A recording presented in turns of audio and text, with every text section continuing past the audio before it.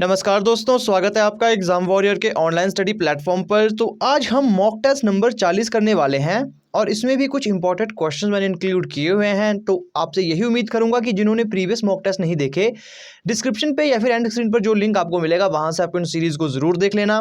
और जब वीडियो में कोई क्वेश्चन आता है तो आप वीडियो को पॉज जरूर कर लेना और खुद से ट्राई करना उन क्वेश्चन को करने की। तो चलिए सबसे पहला क्वेश्चन करते हैं, जो कि है सीरीज का। यदि रिपीटेशन शब्द के सभी अक्षरों को फिर से बाएं से दाएं, देखो बाएं से दाएं कही गई है बात, वर्णानुक्रम हमने लिखना है। मतलब कि जो वर्णमाला में क्रम होता है उसके अनुसार हमने बाएं से दाएं लिखना है। जैसे मतलब ए पहले आएगा तो ए को हम पहले लिखेंगे, इस प्रकार से हमने ये अक्षर लिखने हैं। तो कौन सा अक्षर बाएं छोर से मतलब बाईं ओर से 5वें स्थान पर होगा? तो सबसे पहले हम इसे जो इसका वर्णाक्रम है उसके अनुसार हम इसे लिखेंगे।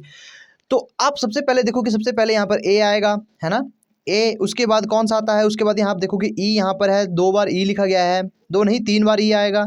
उसके बाद यहाँ पर आएगा आई, फिर एन जो कि 2 बार इस्तेमाल किया गया है, फिर ओ, फिर पी, फिर 2 बार आर, फिर एस, फिर 2 बार टी। तो अब बाएं छोर से 5वां कौन है? तो 1 2 3 4 5, तो आई हमारा यहाँ पर आंसर ठीक हो जाएगा। अब नेक्स्ट क्वेश्चन की बात करते हैं कि कोई बेईमान दुकानदार है, सामान को क्रय मूल्य पर बेचने का दावा करता है, 1 किलोग्राम के स्थान पर 960 ग्राम बेचता है, तो उसे कितने % का लाभ हो रहा है? इस क्वेश्चन को करने का शॉर्ट तरीका है, वो 1000 ग्राम में, देखो 1 किलोग्राम में 1000 ग्राम होते हैं, तो वो उसमें से 960 ग्राम बेचता है, लेकिन कितने ग्राम बचा रहा है? वो 40 ग्राम छुपा रहा है, गुणा 100। तो बस जब आप इसे काटोगे तो ये हमारे पास आ जाएगा 24 को जब हम 100 से भाग देंगे तो 4 सही 1/6% आपका आंसर आ जाएगा। नेक्स्ट क्वेश्चन की बात करते हैं। किसी वस्तु को 20% हानि के बदले 15% लाभ पर बेचने से 70 रुपये अधिक मिलते हैं, तो उस वस्तु का क्रय मूल्य क्या होगा? अब जो भी ऐसे क्वेश्चन आएंगे इसकी सटीक शॉर्ट ट्रिक आपको मैं बताता हूँ। इसमें क्या करना होगा, 70% अधिक मिलते हैं तो जितने रुपये अधिक मिलेंगे तो उसे आपने ऊपर लिख लेना है ना। जो आपके पास किसी वस्तु को 20% हानि पर बेचने के बदले हमने उसे 15% लाभ पर बेच दिया, इसे प्लस कर दो, गुणा 100 कर दो। तो यहाँ पर जो हमारे पास आएगा इसको जमा करने के बाद वो आएगा 35 दूने 70, तो 2 को जब हम 100 से गुणा करेंगे तो 200 रुपये उसका क्रय मूल्य आएगा। अब आज की वीडियो का मेन क्वेश्चन करते हैं। अब इस क्वेश्चन को बहुत से विद्यार्थी नहीं कर पाएंगे। वो क्यों नहीं कर पाएंगे? क्योंकि इसमें एक डिफरेंट कॉन्सेप्ट यहाँ यूज किया गया है, जो कि है एक पंक्ति में निश्चित संख्या में व्यक्ति बैठे हैं, निश्चित संख्या दे दिया। यहाँ पर इस बार व्यक्ति नहीं बैठाए गए। हमने आज तक जो भी क्वेश्चन किए थे उसमें व्यक्तियों की एक संख्या होती थी कि 8 व्यक्ति हैं, 10 व्यक्ति हैं, 9 व्यक्ति हैं, लेकिन यहाँ पर कहा गया है एक निश्चित संख्या में व्यक्ति बैठे हैं। उत्तर दिशा की ओर पंक्ति में कहीं देख रहे हैं, एक पंक्ति है, मान लो एक पंक्ति है, वो उत्तर दिशा में देख रहे हैं, व्यक्ति नहीं बताए गए कि कितने व्यक्ति हैं यहाँ पर। तो सबसे पहला यहाँ पर लाइन कही गई है, बी और ई के बीच व्यक्तियों की संख्या डी के दाईं ओर व्यक्तियों की संख्या के बराबर है। अब ये हमें नहीं पता ये कहाँ आएंगे। अब यहाँ कहा गया है ए और सी के बीच केवल एक व्यक्ति बैठा है, तो यहाँ से हम क्वेश्चन को कर सकते हैं। अब हम क्वेश्चन को यहाँ से कर सकते हैं। यहाँ कहा गया है ए और सी के बीच केवल एक व्यक्ति बैठा है। मान लो ए जो है वो हमारा कहाँ बैठा है? ए मान लो यहाँ बैठा है। ए और सी के बीच में एक व्यक्ति बैठा है, ठीक है। अब ये भी तो हो सकता है कि सी यहाँ आए और ए यहाँ आए, है ना। दोनों पॉसिबिलिटीज हम लेकर चलेंगे।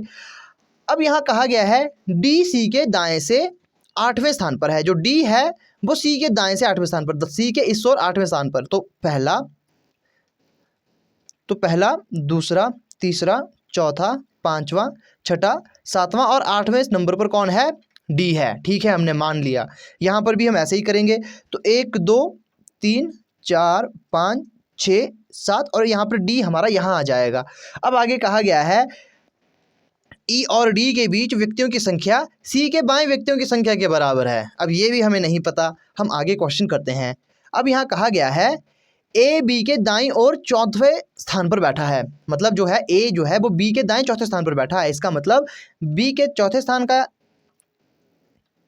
मतलब बी यहाँ पर बैठा है, तो ही तो इसके दाएं चौथे स्थान पर ए आएगा। दाएं चौथे स्थान पर 1 2, यहाँ पर एक बीच में और व्यक्ति आएगा, बी यहाँ पर आएगा, तो ये चौथे स्थान पर आएगा दाईं ओर से। तो ए जो है वो बी के दाईं ओर चौथे स्थान पर बैठा है। तो 1 2 3 4, तो चौथा स्थान आ चुका, ये भी हमने बैठा लिया। यहाँ पर भी इसे बैठाएंगे चौथे स्थान पर, तो 1 2 3 4, बी यहाँ पर आ जाएगा। तो ये ए जो है बी के दाएं चौथे स्थान पर बैठ जाएगा। ई ए और डी के ठीक बीच में बैठता है। जो ई है वो ए और डी के ठीक बीच में बैठता है। तो यहाँ पर हम देखेंगे ए और डी के ठीक बीच में बैठेगा ई। तो यहाँ पर टोटल व्यक्ति कितने हैं, तो 1 2 3 4 5 6 7 8 9, 9 व्यक्ति हैं। मतलब 4 आएगा ए की ओर, 4 आएगा डी की ओर, तो 1 2 3 4, तो ई यहाँ पर आएगा।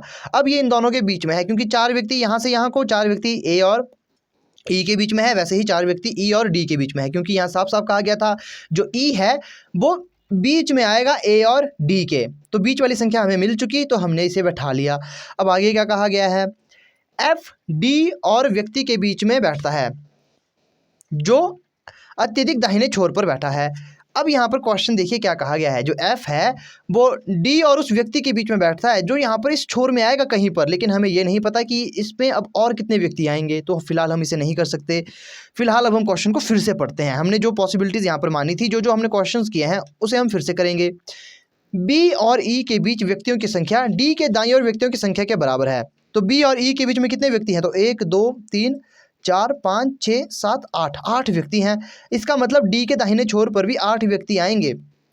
तो 1 2 3 4 5 6 7 8, 8 व्यक्ति आए, क्योंकि ये क्वेश्चन में साफ कहा गया था। तो इसमें हम यहाँ पर देखेंगे बी और एक कॉन्सेप्ट हम यहाँ भूल चुके हैं, यहाँ पर हमने ई को एडजस्ट नहीं किया। ई जो है ए और डी के बीच में आएगा, तो यहाँ पर ई हमारा यहाँ आ जाएगा, है ना। ये चीज़ हम भूल के थे, ये हमने कर लिया। अब यहाँ पर हमने देखना है जो इस लाइन में कहा गया था, बी और ई के बीच व्यक्तियों की संख्या डी के दाईं ओर व्यक्तियों की संख्या के बराबर है। तो बी और ई के बीच में कितने व्यक्ति हैं, तो 1 2 3 4 5 6 व्यक्ति हैं। तो बस हमने 6 व्यक्ति डी के दाईं ओर बैठा लेने हैं। तो 1 2 3 4 5 6 व्यक्ति हमने यहाँ बैठा लिए। अब आगे क्या कहा गया है लाइन में, अब इसे हमने कट कर देना, ये हमने कर दिया, इससे हमें मतलब नहीं है। ए और सी के बीच केवल एक व्यक्ति है, ये भी हमने कट कर देना है। डी सी के दाएं 8वां बैठा है। ई और डी के बीच व्यक्तियों की संख्या सी के, यहाँ पर हमारा क्वेश्चन अब बचता है कि ई और डी के बीच के व्यक्तियों की संख्या सी के बाएं व्यक्तियों की संख्या के बराबर है।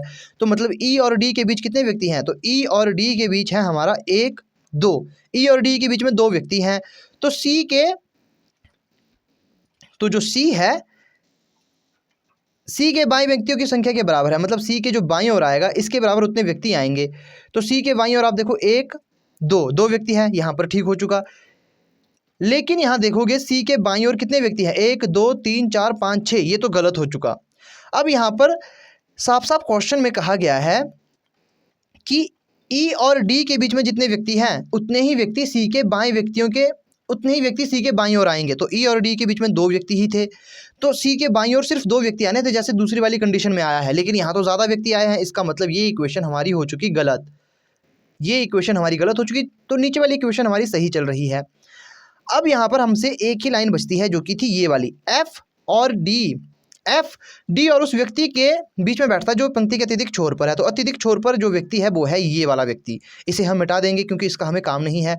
डी के दाईं ओर 6 व्यक्ति आने थे, तो मान लो यहाँ पर वो व्यक्ति बैठा है, यहाँ वो व्यक्ति बैठा है, इन दोनों के बीच में वो है एफ बैठा हुआ। तो 1 2 3 4 5, तो मतलब एफ यहाँ आ जाएगा। तो लो हमारा क्वेश्चन हो चुका पूरा सॉल्व। अब पंक्ति में कुल कितने व्यक्ति हैं ये क्वेश्चन पूछा गया था, तो पंक्ति में कुल कितने व्यक्ति हैं तो हम यहाँ पर काउंट करेंगे। तो पंक्ति में जो कुल व्यक्ति हैं वो है 1 2 3 4 5 6 7 8 9 10 11 12 13 14 15 16 17, तो 17 व्यक्ति थे इस कुल पंक्ति में। निश्चित संख्या थी, लेकिन वो निश्चित संख्या हमें बताई नहीं गई थी। तो इस प्रकार से हमने इस क्वेश्चन को पूरा सॉल्व किया। आई होप आप भी इस क्वेश्चन को सॉल्व करने में जो है वो सक्षम रहे होंगे। तो ये थी आज की वीडियो। अब बस आपसे यही गुजारिश है, अगर आपको क्वेश्चन अच्छे लग रहे हैं, मेरे एफर्ट्स आपको अच्छे लग रहे हैं, तो वीडियो को शेयर ज़रूर करना है। स्टडी ग्रुप में, फेसबुक और व्हाट्सएप पर जहाँ पर भी आप चाहो इसे शेयर ज़रूर कर लेना, क्योंकि ये सब चीज़ें वो आपके लिए करवाई जा रही है। तो आपका छोटा सा फर्ज बनता है कि आप भी वीडियो को शेयर कर लीजिए, ठीक है। तो आई होप आपको आज का क्वेश्चन अच्छा लगा होगा, क्योंकि ये एक स्पेसिफिक क्वेश्चन था। आज तक मैंने ऐसे क्वेश्चन इंक्लूड नहीं करवाए थे जिसमें एक निश्चित संख्या का उल्लेख हो, तो आज मैंने ये क्वेश्चन भी करवा दिए। देखिए आपकी पूरी तैयारी की जाएगी ताकि कोई भी क्वेश्चन आपके एग्जाम से छूटे ना। तो मिलते हैं अब आपसे नेक्स्ट वीडियो में।